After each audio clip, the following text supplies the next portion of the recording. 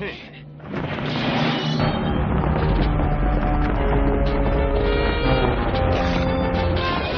một trận hoành tráng nào.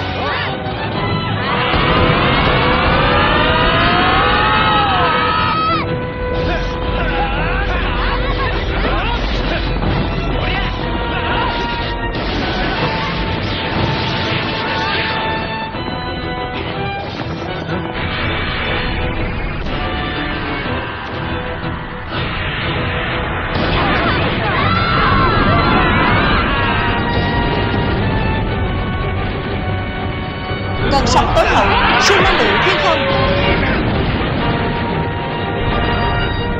Họ trở lại làm chìa khóa siêu nhân rồi. Đúng như mình nghĩ, hạ họ là sẽ trở lại bình thường. Không phải lúc thở phào đâu. Mọi người đánh hết mình nha. Không thể để sức mạnh của người đi trước bị lợi dụng vào việc xấu xa được.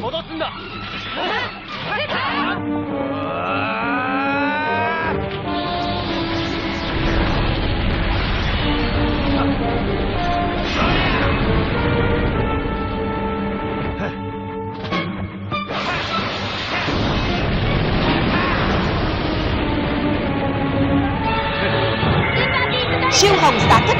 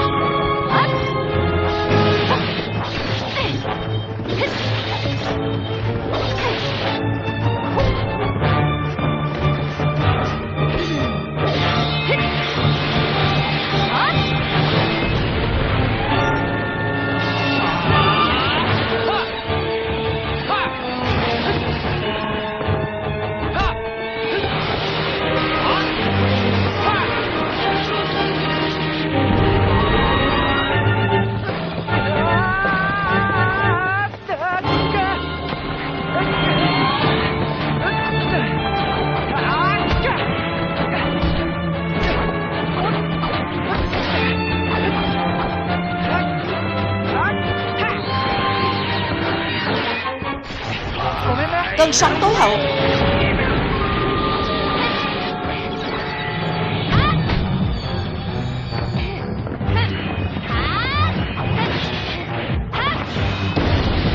Siêu năng lượng mặt đất.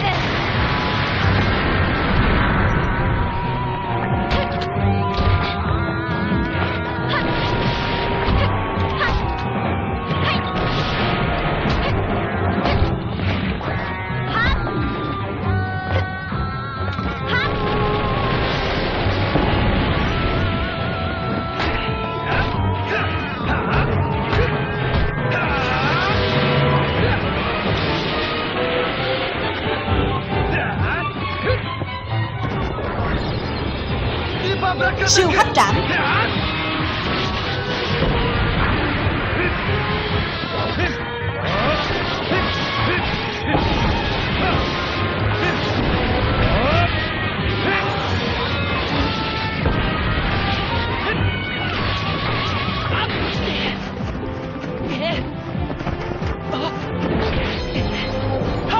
Đại bác thiên sứ.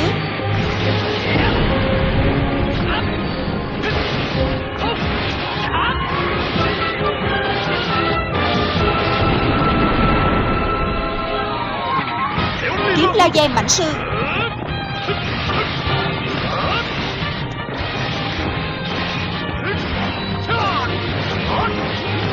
Laser mãnh sư.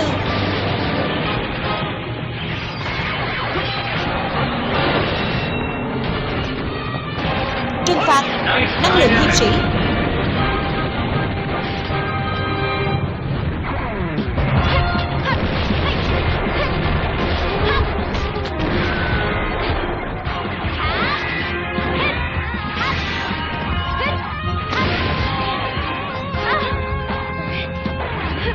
Ahim, cùng đánh nào.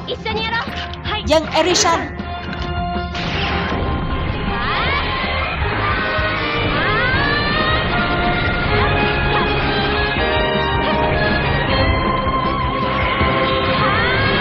Đồng tấn công đôi. Phần 2 hả? Đúng, tiến lên Monet. Được, Luca.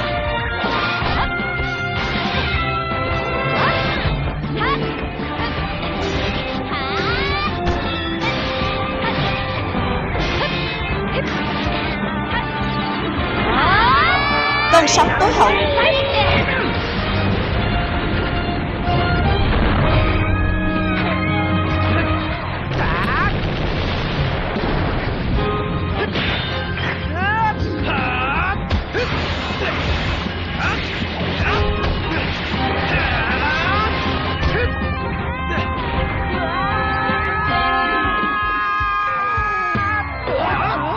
Gì đó? Chúng đến kìa, đến kìa. Đây rồi, đây rồi. Bắn nhiệt tinh vào. Xin lỗi nha.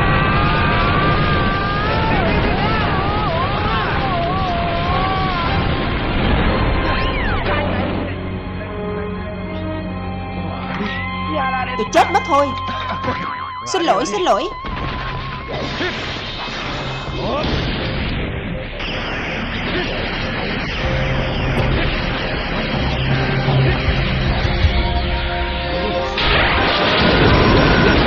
Cái gì?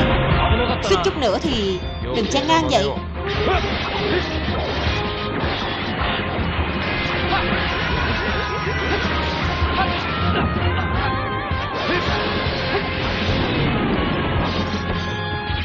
Giao cho anh đó. Cùng đánh chứ.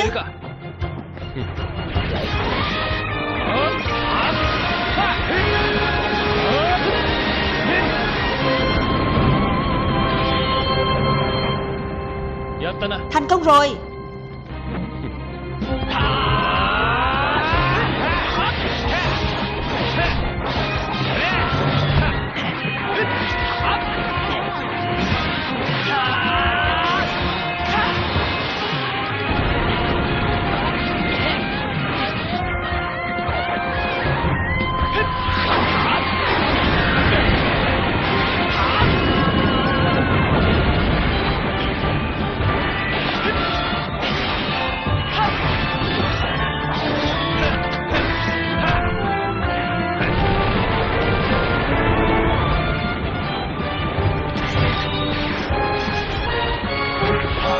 Cơn sóng tối hậu là đến đây.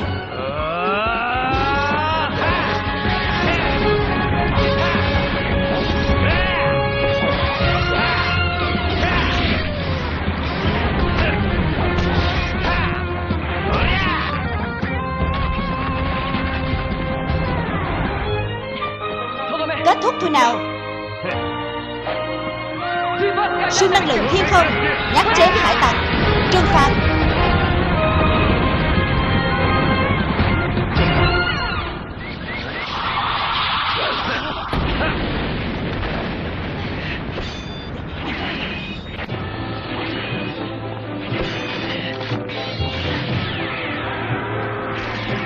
Thiên sứ hiệp sĩ.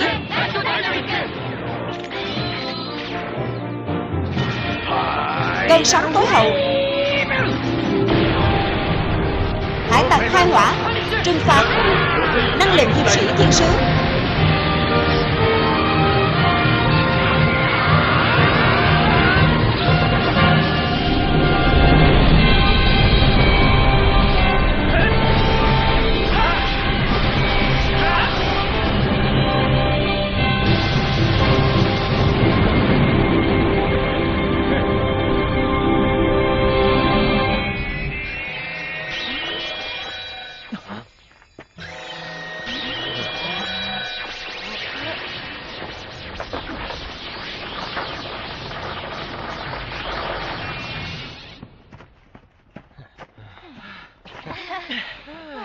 Quay về rồi nha. Khá lắm lũ thiên sứ và hải tặc. Nhưng sức mạnh của các ngươi đã tới giới hạn rồi.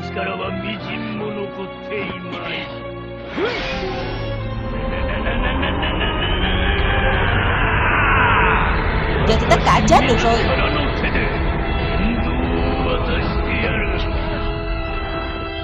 Chết đi.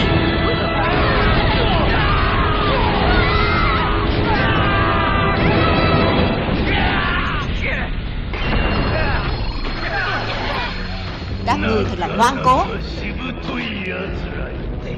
Chết tiệt, hắn to quá.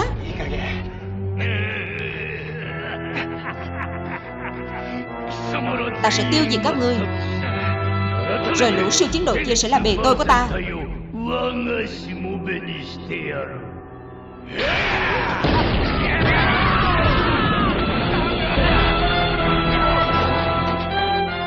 Đánh đến đây rồi, sao bọn ta có thể bỏ cuộc được?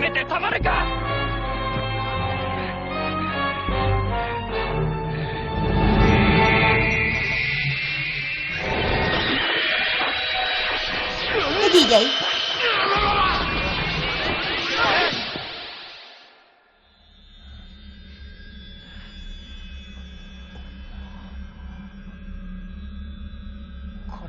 Gì thế này? Chuyện gì đang xảy ra?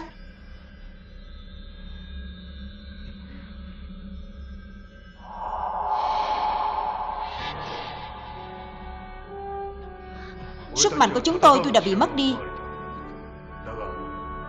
nhưng những cảm xúc sẽ còn đọng lại trong chiếc chìa khóa mãi mãi. Cảm ơn các bạn, chiến đội Thiên Sứ và chiến đội Kazoku. Dù cho các bạn đến từ ngoài vũ trụ, nhưng từ tận đáy lòng, các bạn vẫn yêu thương và chiến đấu che chở cho những con người như chúng tôi. Đâu đó trong vũ trụ vẫn còn có tình yêu thương, dũng khí, niềm hy vọng và cả công lý nữa.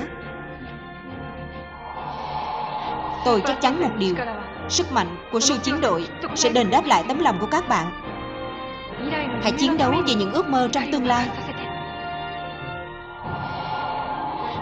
Không được sợ hãi. Chừng nào cái ác vẫn còn tồn tại thì chúng ta vẫn phải đứng lên chiến đấu.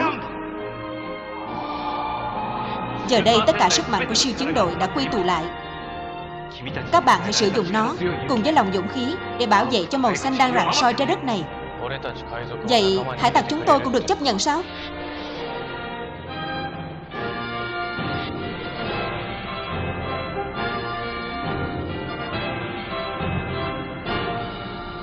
Trông chờ vào các bạn.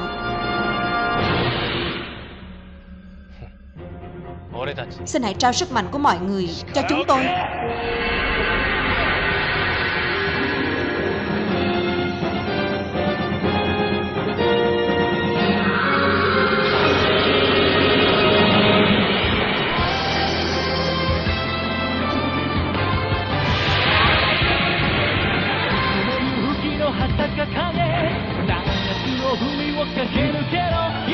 Được. Tiến lên. Được. Biến hình. Hải tặc biến thân. Tensu biến hình. Go Tiger. Go Shaker. Cái gì vậy? Chúng tôi là siêu chiến đội. Không thể như vậy được.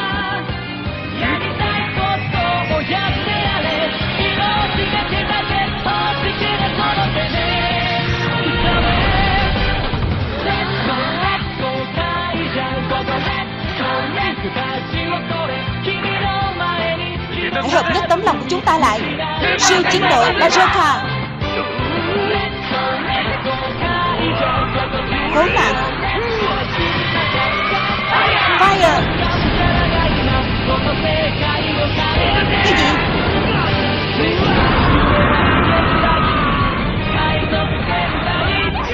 Ta đã làm được. Hay quá.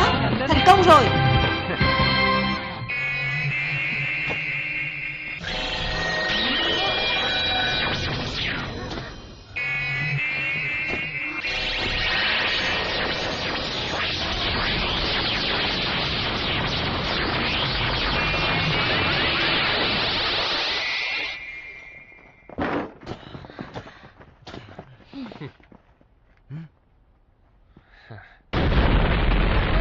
Gì vậy?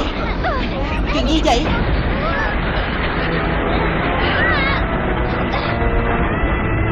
Chừng đó chứ đủ hạ ta đâu. Gì nữa đây? Đây là hình dạng thực sự của ta, Kurojujio.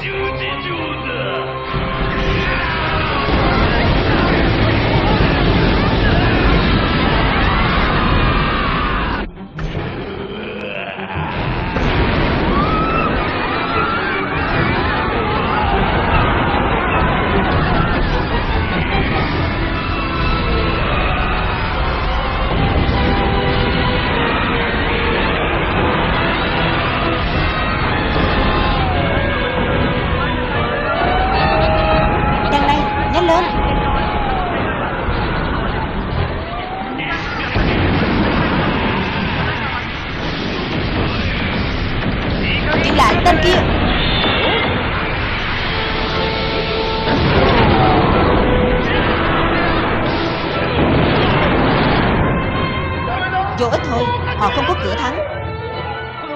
Tất cả chúng ta sẽ chết mất.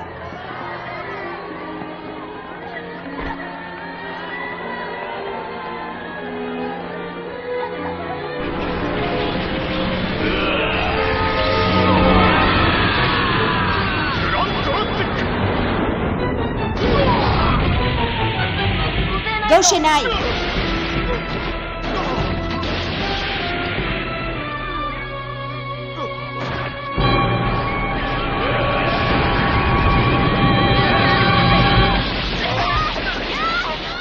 Hết thật rồi. Kết thúc thật rồi. Ngày tận thế đã đến. Các bạn không được bỏ cuộc, không được nản chí. Alata và mọi người, Goseiger nhất định sẽ không thua đâu.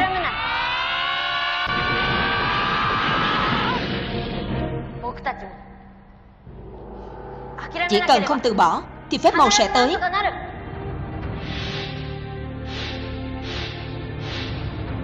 Đúng vậy. Tôi vẫn có một tương lai để mong đợi. Một tương lai tươi sáng tốt đẹp hơn. Mọi người đứng dậy đi. Hãy cổ vũ cho họ đến lúc kết thúc.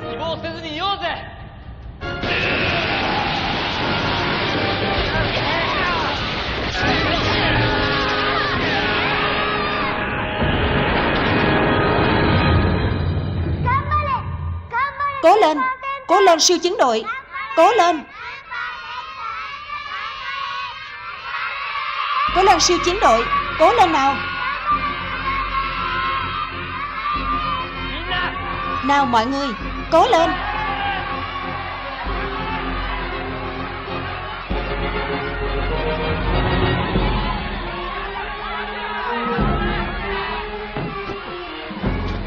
Đây là... Tớ có thể nghe được mọi người đang cổ vũ cho chúng ta. Cái gì đấy?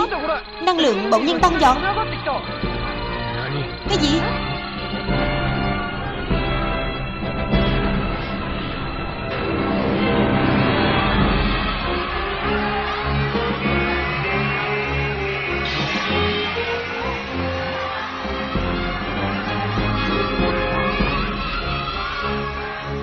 Chú ơi, cái đó cũng rất quan trọng với chú phải không ạ? Ông bán bánh đã nói, nếu ta trân trọng nó thì phép màu sẽ đến. Mọi điều tốt lành.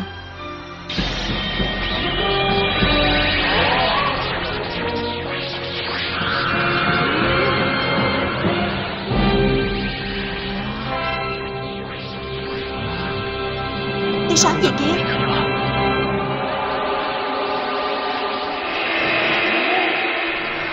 Gì vậy? Điều gì đang xảy ra?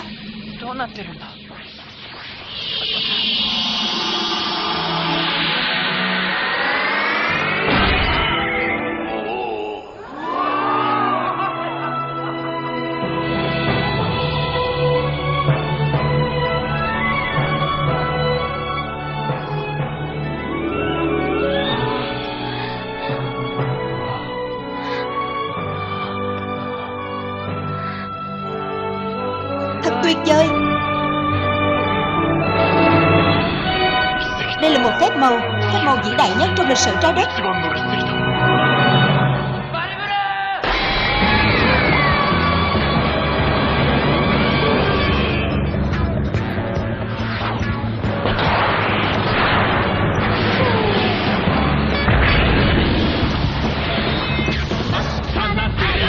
Hạ gục ta không dễ đâu.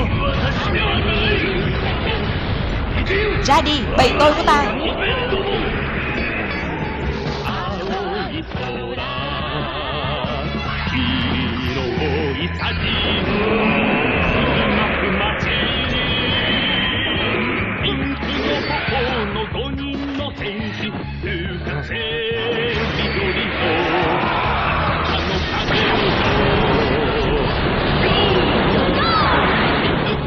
Mọi người, tiến lên.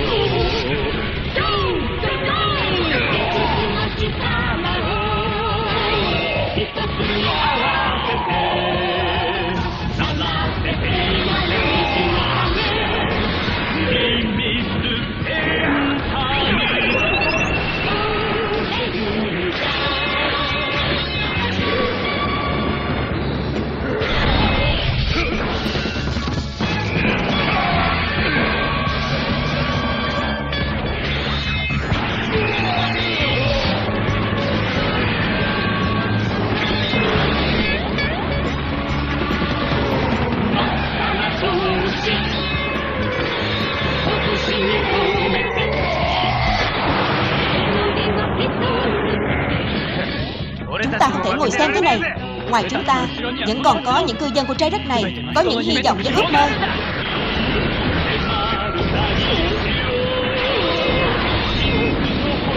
Nhát chém hải tặc, công kích tối thượng. Mối thù này là mãi mãi.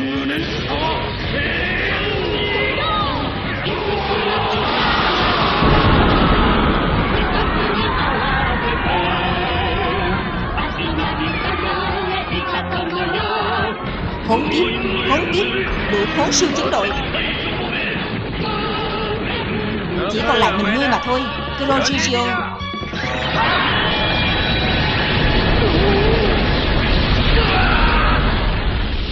Đòn kết liễu.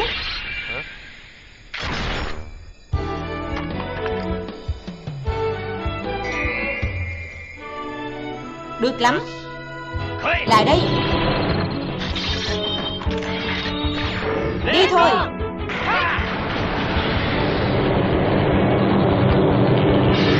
Mình nghĩ chúng ta sẽ gọi nó là Goran Gokaio. Cái gì? Nhờ cả và mấy người đó. Gokaio. Được, để đó cho chúng tôi.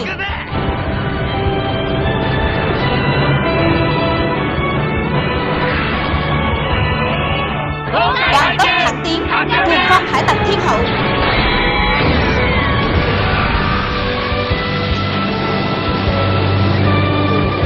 Tại sao chuyện này lại xảy ra?